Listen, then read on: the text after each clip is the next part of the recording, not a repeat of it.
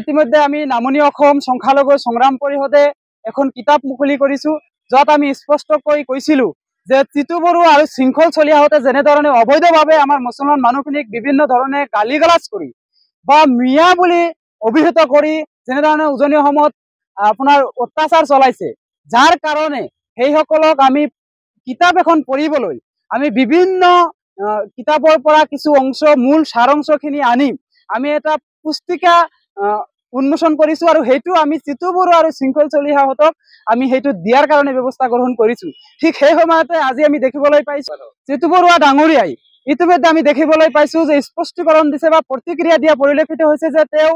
মিয়াসকলে কেনেধৰণে কাটা তাৰ পাৰ হৈ আহিছিল বাংলাদেশৰ পৰা, সেইটো তেওঁ এটা কিতাপ লিখিব। গতিকে পোনপ্ৰথমে আমি সেইটো শুভেচ্ছা জনাইছো, কাৰণ তেখেতে যদি সঁচাকে ৭১ চনৰ পিছত কোনোবাই কাটা তাৰ পাৰ হৈ আহিছে সেইটো কিতাপ যদি তেখেতে লিখিব পাৰে, তাততো নিশ্চয়কৈ উল্লেখ থাকিব কোন কোন ব্যক্তিয়ে সেই কাটা তাৰ পাৰ হৈ আহিছে আৰু প্ৰমাণ সহকাৰে যদি তেওঁ সেইটো কৰিব পাৰে, তাৰ কাৰণে আমি নামনি অসম সংখ্যালঘু সংগ্ৰাম পৰিষদৰ তৰফৰ পৰা শুভেচ্ছা জ্ঞাপন কৰিছো। আৰু তেখেতক আমি এটা কথা স্পষ্টকৈ ক'ব খুজিছো যে আপুনি যাতে সেই কিতাপখনত যাতে কোনো ধৰণৰ অবৈধ কথা যাতে তাত সংযোগ নহয়, তাৰ কাৰণে আগতীয়াকৈ আপোনাক উলিয়াই দিব বিচাৰিছো। আৰু বিশেষ ধৰণে আমি আহ্বান জনাইছো যে আপোনাৰ সেই কিতাপখনে যাতে আমাৰ সমাজখনৰ বাবে ভাতৃত্ববোধৰ এনাৰ ঢাল যাতে শক্তিশালী কৰাত যাতে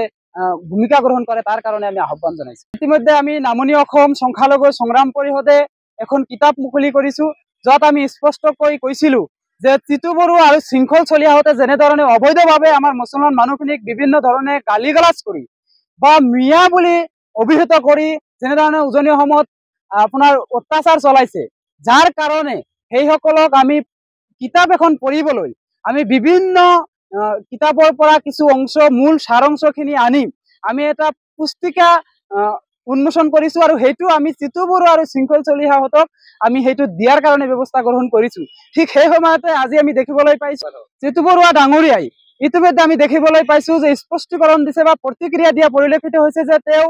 মিয়াসকলে কেনেধৰণে কাটা তাৰ পাৰ হৈ আহিছিল বাংলাদেশৰ পৰা, সেইটো তেওঁ এটা কিতাপ লিখিব। গতিকে পোনপ্ৰথমে আমি সেইটো শুভেচ্ছা জনাইছো, কাৰণ তেখেতে যদি সঁচাকে ৭১ চনৰ পিছত কোনোবাই কাটা তাৰ পাৰ হৈ আহিছে সেইটো কিতাপ যদি তেখেতে লিখিব পাৰে, তাততো নিশ্চয়কৈ উল্লেখ থাকিব কোন কোন ব্যক্তিয়ে সেই কাটা তাৰ পাৰ হৈ আহিছে আৰু প্ৰমাণ সহকাৰে যদি তেওঁ সেইটো কৰিব পাৰে, তাৰ কাৰণে আমি নামনি অসম সংখ্যালঘু সংগ্ৰাম পৰিষদৰ তৰফৰ পৰা শুভেচ্ছা জ্ঞাপন কৰিছো। আৰু তেখেতক আমি এটা কথা স্পষ্টকৈ ক'ব খুজিছো যে আপুনি যাতে সেই কিতাপখনত যাতে কোনো ধৰণৰ অবৈধ কথা যাতে তাত সংযোগ নহয়, তাৰ কাৰণে আগতীয়াকৈ আপোনাক উলিয়াই দিব বিচাৰিছো। আৰু বিশেষ ধৰণে আমি আহ্বান জনাইছো যে আপোনাৰ সেই কিতাপখনে যাতে আমাৰ সমাজখনৰ বাবে ভাতৃত্ববোধৰ এনাৰ ঢাল যাতে শক্তিশালী কৰাত যাতে